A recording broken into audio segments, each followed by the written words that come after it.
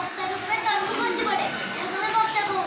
ଏହିପରି ଜଳ ଯିବା ଆସିବାକୁ ଜଳଚକ୍ର କୁହାଯାଏ। ସୂର୍ଯ୍ୟ କିରଣ ହ୍ରଦ, ସମୁଦ୍ର, ନଦୀରେ ପଡ଼ି ବାଷ୍ପ ହୋଇ ବାୟୁରେ ମିଶି ଉପରକୁ ଯାଇ ମେଘ ସୃଷ୍ଟି କରେ। ମେଘରେ ଜଳୀୟ ବାଷ୍ପ ଅଧିକ ଥଣ୍ଡା ହୋଇ ପାଣି ରୂପେ ତଳକୁ ଖସି ପଡ଼େ। ତାକୁ ଆମେ ବର୍ଷା କହିବା। ଏହିପରି ଜଳ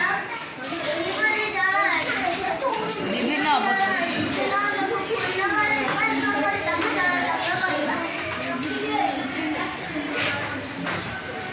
ସୂର୍ଯ୍ୟ କିରଣ ସମୁଦ୍ର, ହ୍ରଦ, ନଦୀ ଉପରେ ପଡ଼ିବା ବେଳେ ଏହା ଗରମ ହୋଇ ଉପରକୁ ଉଠି ମେଘ ସୃଷ୍ଟି କରେ।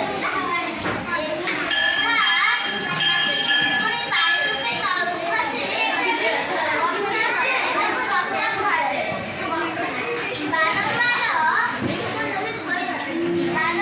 ଜଳ ଏହିପରି ବିଭିନ୍ନ ଅବସ୍ଥା ଦେଇ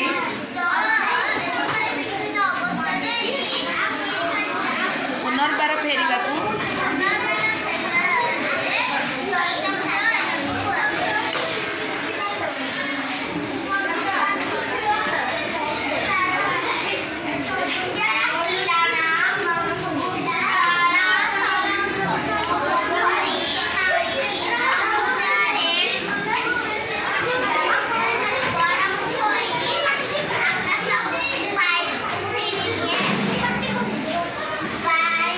ମେଘ ସୃଷ୍ଟି କରେ।